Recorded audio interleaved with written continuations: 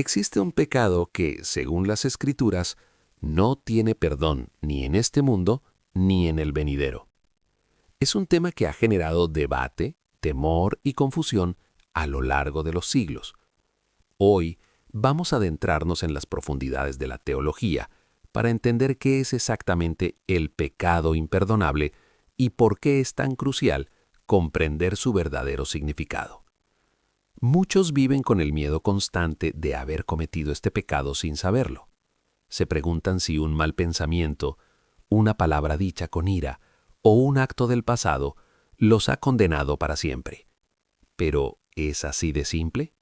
¿Puede un error momentáneo sellar nuestro destino eterno? La respuesta, como veremos, es mucho más compleja y a la vez esperanzadora de lo que podríamos imaginar. Para empezar, debemos ir directamente a la fuente. En el Evangelio de Mateo, capítulo 12, Jesús está realizando milagros, expulsando demonios y sanando a los enfermos. Su poder es evidente para la multitud, que se maravilla y pregunta si él podría ser el Mesías prometido. Sin embargo, los fariseos, los líderes religiosos de la época, al ver estas mismas obras, reaccionan de una manera muy diferente. En lugar de glorificar a Dios, dicen: «Este no expulsa a los demonios, sino por Belcebú, príncipe de los demonios». Aquí es donde Jesús pronuncia las palabras que han resonado a través de la historia. Él dice: «Todo pecado y blasfemia será perdonado a los hombres, pero la blasfemia contra el Espíritu Santo no les será perdonada. A cualquiera que diga alguna palabra contra el Hijo del Hombre, le será perdonado, pero al que hable contra el Espíritu Santo, no le será perdonado, ni en este siglo, ni en el venidero». Para desglosar esto, primero entendamos qué es la blasfemia. En términos sencillos, es hablar con irreverencia o desprecio sobre Dios o las cosas sagradas. Jesús dice que incluso hablar en su contra el Hijo del Hombre, puede ser perdonado. Pensemos en Pedro, quien lo negó 3 veces, o en Saulo de Tarso, que perseguía a los cristianos antes de convertirse en el apóstol Pablo. Sus acciones fueron perdonadas tras su arrepentimiento. Entonces, ¿qué hace que la blasfemia contra el Espíritu Santo sea diferente? La clave está en el contexto. Los fariseos no estaban simplemente insultando a Jesús. Ellos estaban presenciando una obra clara y manifiesta del Espíritu Santo, la liberación de una persona oprimida, y, con pleno conocimiento y deliberación, la atribuyeron a Satanás. No fue un desliz, no fue ignorancia, fue un rechazo consciente y endurecido de la verdad evidente. El Espíritu Santo tiene un papel fundamental en nuestra relación con Dios. Es Él quien nos convence de pecado, quien nos guía a la verdad y quien nos testifica que Jesús es el Salvador. Es la voz de Dios en nuestro corazón, llamándonos al arrepentimiento y a la fe. Por lo tanto, la blasfemia contra el Espíritu Santo no es un acto aislado como decir una mala palabra en un momento de frustración. Es un estado continuo y deliberado de rechazo. Es mirar la luz y llamar la oscuridad. Es ver la obra salvadora de Dios y atribuirla al diablo. Es, en esencia, cerrar la puerta al único que puede llevarnos al perdón. Imaginemos a un médico que ofrece la única cura para una enfermedad mortal. El paciente no solo rechaza la cura, sino que acusa al médico de ser un charlatán que intenta envenenarlo. Si el paciente persiste en esta actitud hasta el final, no podrá ser sanado. No porque el médico no quiera o no pueda curarlo, sino porque el propio paciente ha rechazado la única vía de salvación. De manera similar, el pecado imperdonable no es imperdonable porque la gracia de Dios sea limitada o porque haya un pecado más grande que su capacidad de perdonar. La Biblia es clara en que la sangre de Cristo nos limpia de todo pecado. El problema no está en la oferta de perdón, sino en el rechazo persistente y final de esa oferta. Quien comete este pecado es alguien cuyo corazón se ha endurecido tanto contra Dios que ya no siente la necesidad de arrepentirse. Ha rechazado la voz del Espíritu Santo tantas veces que ya no la oye. Ve la bondad de Dios y la llama maldad. Esta persona no busca el perdón, porque en su ceguera voluntaria no cree que lo necesite o que provenga de Dios. Ahora, llegamos a la pregunta más importante para muchos de nosotros. ¿Podría yo haber cometido este pecado? La respuesta, en la mayoría de los casos, es un rotundo no. El simple hecho de que te preocupes por haberlo cometido es en sí mismo una prueba de que no lo has hecho. ¿Por qué? Porque la preocupación, la ansiedad y el deseo de estar bien con Dios son obra del Espíritu Santo en tu vida.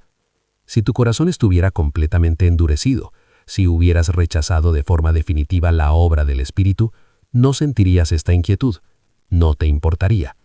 El hecho de que busques respuestas, de que sientas temor ante la idea de haber ofendido a Dios, demuestra que el Espíritu Santo todavía está trabajando en ti, llamándote y manteniendo tu conciencia sensible a su voz.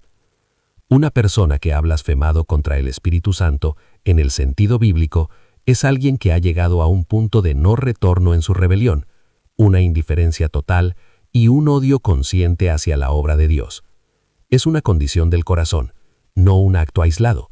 Es una decisión final de llamar al bien mal y al mal bien. A lo largo de la historia de la Iglesia, muchos grandes teólogos han llegado a esta misma conclusión.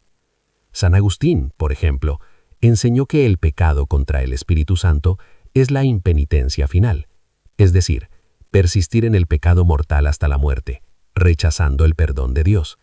Juan Calvino lo describió de manera similar, como un rechazo deliberado de la verdad de Dios después de haberla recibido y entendido por pura malicia. Esto debería traer una inmensa paz a quienes viven atormentados por este miedo. El perdón de Dios es vasto y profundo. Su deseo no es que nadie se pierda, sino que todos procedan al arrepentimiento. Si sientes el peso de tus errores, si anhelas el perdón, si tu corazón se duele por el pecado, entonces estás exactamente en el lugar donde la gracia de Dios puede encontrarte. La puerta no está cerrada para ti. De hecho, el que sientas ese anhelo es la prueba de que la puerta está abierta de par en par. Lo que Jesús condena no es la debilidad humana, la duda o incluso la caída grave. Condena la arrogancia y la dureza de corazón que mira a Dios a la cara y lo llama demonio. Es el proporcio llevado a su máxima expresión, un proporcio que prefiere la oscuridad a la luz porque sus obras son malas. En lugar de temer haber cometido un pecado imperdonable, debemos enfocarnos en lo contrario, en cultivar un corazón sensible al Espíritu Santo. ¿Cómo hacemos esto? Escuchando su voz a través de las Escrituras, respondiendo a su llamado a la oración, permitiendo que nos convenza de las áreas de nuestra vida que necesitan cambiar y, sobre todo, aceptando el regalo del perdón que se nos ofrece a través de Jesucristo. La enseñanza sobre el pecado imperdonable no es una trampa diseñada para que los creyentes vivan en terror. Es una advertencia solemne sobre el peligro de endurecer nuestro corazón. Es un llamado a la humildad, a reconocer que necesitamos a Dios y a no despreciar la forma en que Él obra en el mundo y en nuestras vidas. Así que si has estado cargando con esta pesada carga, hoy puedes soltarla. Tu preocupación es la señal de que el Espíritu de Dios está contigo. No has sido abandonado. El perdón está disponible para ti. Acércate a Dios con un corazón arrepentido y confía en su promesa. Como dice la primera carta de Juan, si confesamos nuestros pecados, Él es fiel y justo para perdonar nuestros pecados y limpiarnos de toda maldad. Y toda maldad significa exactamente toda maldad, sin excepción para aquel que busca el perdón. El verdadero pecado oculto que puede destruirnos no es un acto mágico o una palabra desafortunada, sino la indiferencia progresiva que nos lleva a alejarnos de la única fuente de vida y perdón. Mantengamos nuestros corazones abiertos, nuestras mentes dispuestas a aprender y nuestros espíritus sensibles a la guía del Espíritu Santo. En Él no hay condenación, sino libertad y vida eterna. Gracias por acompañarnos en esta reflexión profunda. Espero que te haya traído claridad y paz. Si este mensaje te ha sido de ayuda, compártelo con alguien que pueda necesitarlo. Suscríbete para más contenido que edifique tu fe. Y nos vemos en el próximo video.